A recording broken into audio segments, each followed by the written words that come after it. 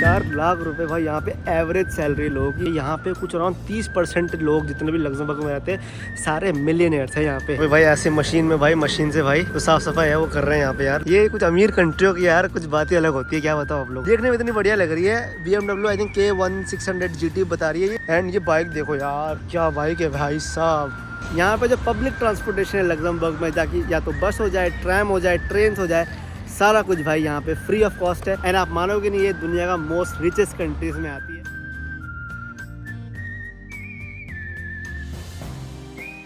Guys तो ये देख लो, ये मेरा लग्जमबर्ग में यार हॉस्टल है। तो ये भाई 4 बेडरूम बेड का हॉस्टल है। एंड इसके लिए, इस बेड के लिए भाई मैं लिटरली पे कर रहा हूँ कुछ अराउंड 40 यूरो, जो कि कुछ अराउंड भाई 3200 कुछ ऐसा आता है, जो कि मेरे हिसाब से बहुत ही महंगा है भाई। बट क्योंकि ये लग्जमबर्ग है तो आपको भाई ये प्राइस देखने को मिल रहा है नॉर्मली। एंड मेरे को लगता है ये भी मुझे काफ़ी बढ़िया डील मिला है। अगर मैं शायद आई थिंक 2-3 दिन के बाद अगर मैं बुक करता तो आई थिंक यही सेम डॉम मुझे आई थिंक 60 से 70 यूरो में मिल सकता था। एंड वीक के हिसाब से ये जो प्राइस है वो वेरी होता है।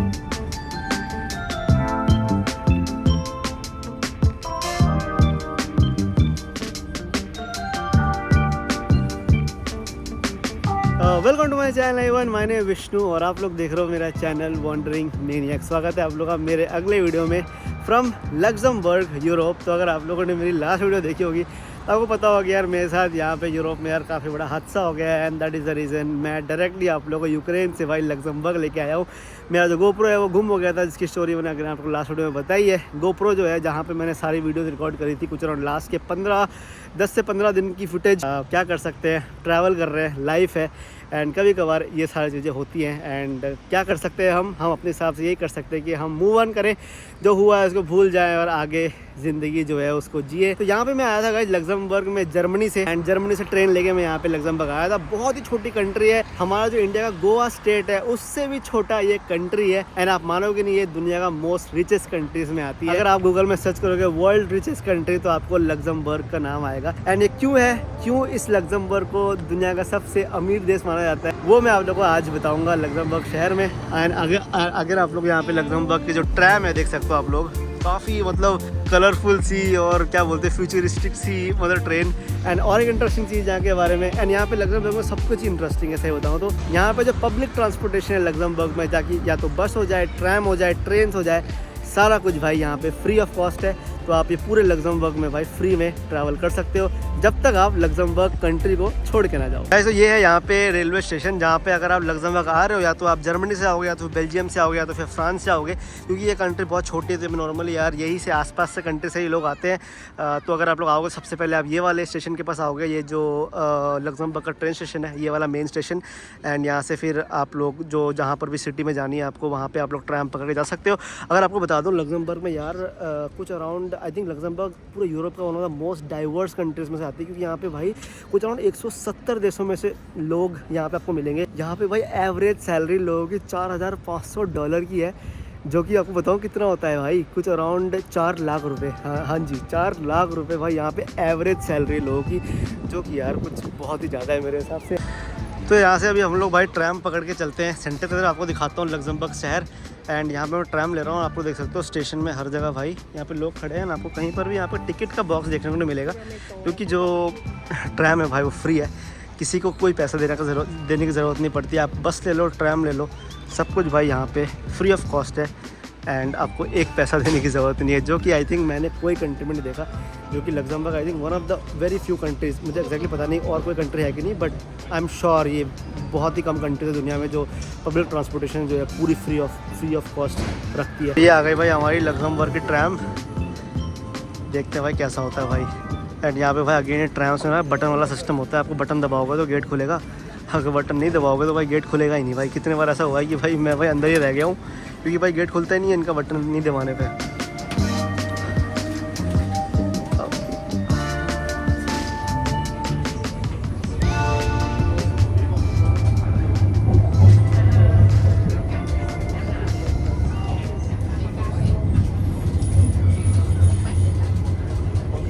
तो ये थी भाई हमारी लग्जमबर्ग की ट्रैम, जो कि यार मुझे काफ़ी सिमिलर लगी यार। से बता रहा हूँ जेरूसलम की काफ़ी ज़्यादा याद आ रही है मेरे को यहाँ की ट्रैम देखकर, क्योंकि जो जो तरीका है स्टेशन जैसा बनाया गया है एंड जो ट्रेन भी है वो काफ़ी सिमिलर सी लगी मेरे को जेरूसलम में जो मैंने देखी थी। लग्जमबर्ग एक्चुअली दुनिया की सबसे रिचेस्ट कंट्री है and one of the main reason ये इसीलिए है क्योंकि यार यहाँ पे जो टैक्स सिस्टम है इनका बहुत ही कम टैक्स है एंड यहाँ पे बड़े बड़े कंपनीज जो है अपना जो हेडक्वार्टर्स है वो यहाँ पे एस्टैब्लिश करती हैं।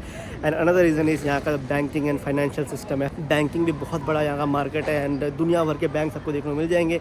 ये यूरोप है बट यूरोप में भी आपको यार बैंक ऑफ चाइना मैंने देखा है और दुनिया भर के जितने भी बड़े बड़े बैंक हैं सारे आप लोगों को भाई देखने को मिल जाते हैं। अगेन यहाँ पे देख सकते हो कोई तो अगेन बैंक है जो हर जगह आप लोग को यार यहाँ पे बैंक देखने को मिल जाएंगे। यहाँ पे भाई दुनिया का सबसे ज़्यादा कार ओनरशिप भी है यहाँ पे। मतलब मैंने सुना है कि कुछ 1000 लोगों में से कुछ अराउंड 650 लोगों के पास यहाँ पे भाई कार होता है। इसका मतलब हर दूसरा आदमी यहाँ पे जो मिल रहा है देख रहे हो आप लोग उसके पास यहाँ पे कार ओन करते हैं। ऐसा हो भी क्यों ना भाई, यहाँ पे कुछ अराउंड 30% लोग जितने भी लग्जमबर्ग में रहते हैं सारे मिलियनेयर्स हैं यहाँ पे। तो समझ सकते हो 30% लोग बहुत बड़ा परसेंटेज होता है भाई। कभी कभार तो सरप्राइजिंग फैसिनेटिंग सा लग जाता है क्योंकि यार गोवा जो स्टेट है हमारी इंडिया की उससे भी छोटी ये कंट्री है यार। सही बता रहा हूँ, कुछ अराउंड आई थिंक 2 घंटे ट्रैवल करोगे तो आप यार लिटरली कंट्री क्रॉस कर जाओगे। इतना ज़्यादा प्रॉस्पेरस, इतना ज़्यादा वेल्दी, इतना ज़्यादा अमीर देश जो कि काफ़ी सरप्राइजिंग है मेरे लिए। तो यार यहाँ पे एक पानी का एक बूथ लगा हुआ है। यहाँ पे यूरोप में यार आपको ऐसा भी काफ़ी देखने को मिल जाएगा, फ्री वाटर एंड जितने भी नल का पानी होता है यहाँ पे टैप वाटर वो पीने लायक होता है। तो नॉर्मली यार यूरोप में पहली बार ट्रैवल करते टाइम मैं एक बॉटल लेकर ट्रैवल कर रहा हूँ एंड ये इसीलिए है क्योंकि जब आप यहाँ पे रेस्टोरेंट के पानी के बॉटल के प्राइसेस देखोगे तो ऑटोमेटिकली अगले दिन से आप भी खुद पानी का बॉटल लेकर ट्रैवल करने लगोगे।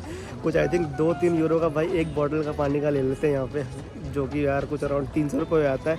तो पानी का बॉटल यहाँ पे बहुत महंगा है। एंड और एक चीज़, ज़्यादा पानी पी भी मत लेना क्योंकि यहाँ पे वॉशरूम जाने के लिए पैसे लगते हैं मिनिमम 1 से 2 यूरो, कुछ अराउंड 150 रुपये आपको वॉशरूम जाने के देने होते हैं। तो थोड़ा देख के रहना, यहाँ पे यूरोप में ये सारी चीज़ों में बहुत दिक्कत हो सकती है आप लोगों को। बट एनीवेज यहाँ पे बर्गर किंग एंड मैकडोनल्ड्स, आप लोग को यार मैकडोनल्ड्स के प्राइजेस दिखा देता हूँ मैं आप लोग को। तो यार ये यहाँ पे मैकडोनल्ड्स यार मेरे को जितना देखने को मिल रहा है यहाँ पे बिग मैक जो बर्गर है वो कुछ 11 यूरो 45 सेंट्स का दिखा रहा है। और क्या दिखाऊँ आप लोग को, जो कॉमन है हमारे यहाँ पे मैक्सिकन है कुछ 11.45 जो कि अराउंड बोल सकते हो अगेन यार काफ़ी महंगा यार, कुछ 1000 रुपये का बर्गर बेच रहे हैं यार यहाँ पे।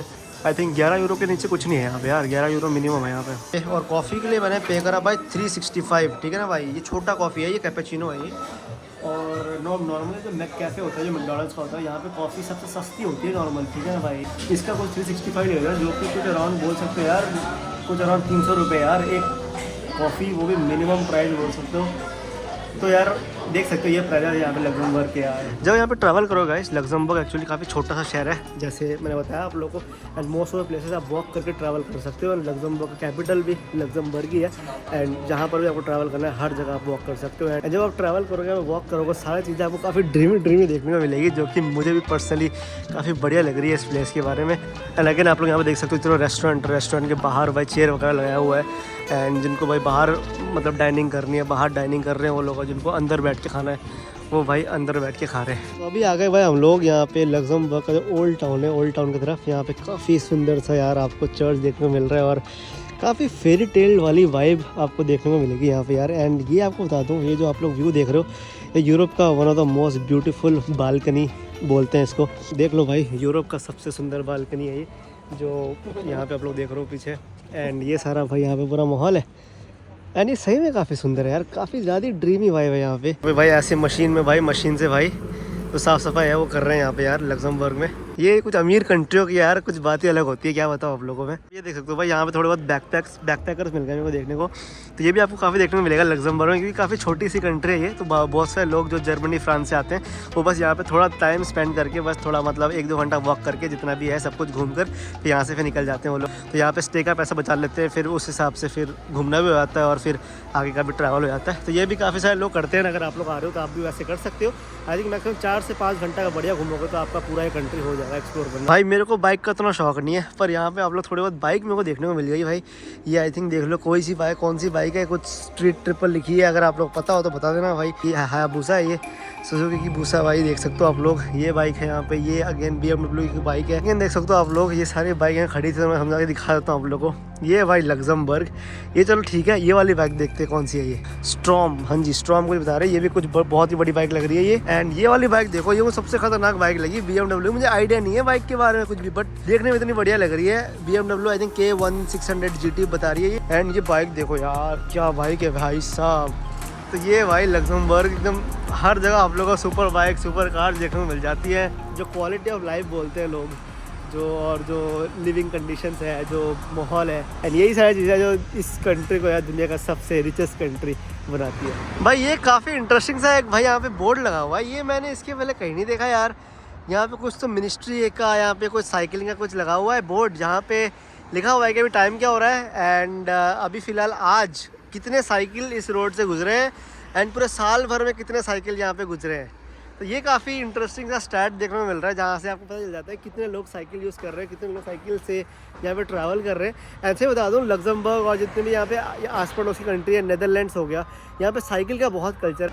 भाई मेरे को काफ़ी खतरनाक अम्यूज़मेंट पार्क देखने को मिल रहा है। यहाँ पे कोई एक यहाँ पे वो चल रहा है, इवेंट चल रहा है यहाँ पे लग्जमबर्ग में। कल मुझे थोड़े बहुत भाई लोग बता रहे थे, ये हर टाइम नहीं होता यहाँ पे, आई थिंक साल में बस एक बार होता है ना, अभी वो टाइम चल रहा है।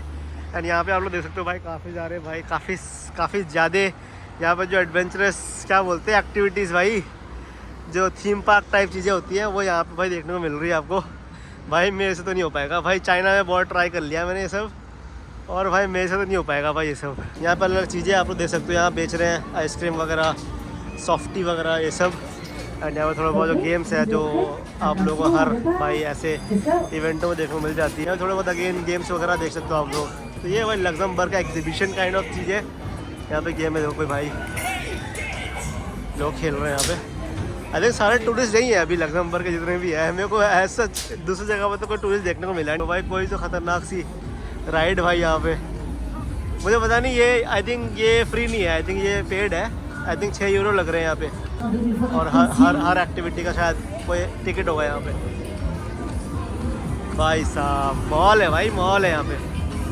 अरे भाई साहब ये गेम देख लो भाई, क्या चल रहा है ये। ओ भाई साहब, अरे भाई, अरे मर गया भाई साहब। अरे क्या है ये भाई, भाई मेरी फट रही है भाई, देख के ये कर कैसे रहे लोग ये। अरे यार भाई बहुत खतरनाक चीज़ है यार ये। How much is the ticket? 5 euro. Okay 5 euro का टिकट है भाई, ज़्यादा महंगा नहीं है। मेरी फट रही है भाई, कहाँ भाई ट्रैक से निकल के मेरे मुंह पे लग जाए, खतरनाक चीज़ लग रही है वो।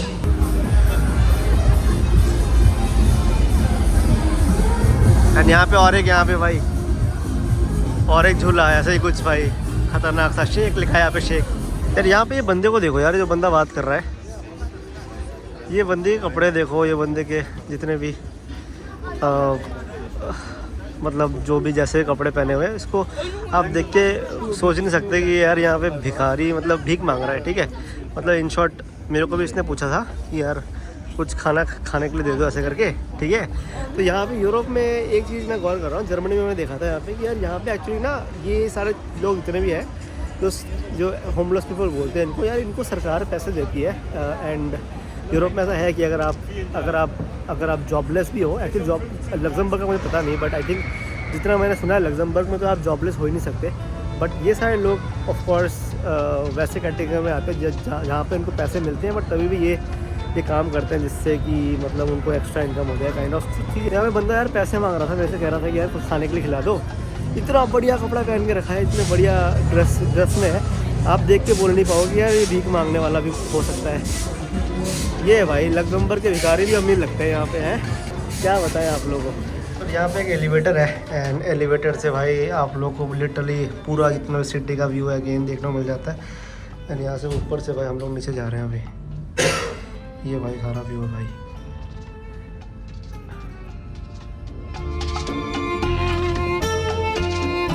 तो ये आ गए भाई हमारे फाइनल हॉस्टल की तरफ। तो ये हमारा हॉस्टल है जहाँ पे फ़िलहाल मैं रुक रहा हूँ लग्जमबर्ग में। एंड ये हॉस्टल के लिए यार मैंने पे करे हैं 40 यूरो, 2 नाइट के लिए रुका था मैं कल। आज वैसे मेरा निकलने का प्लान था, अगर मेरा गोप्रो का कांड नहीं हुआ होता। एंड कल यहाँ से मैं निकल रहा हूँ मेरे अगले डेस्टिनेशन के लिए, जो कि अगेन आप लोग हमारे नेक्स्ट वीडियो में देख लोगे।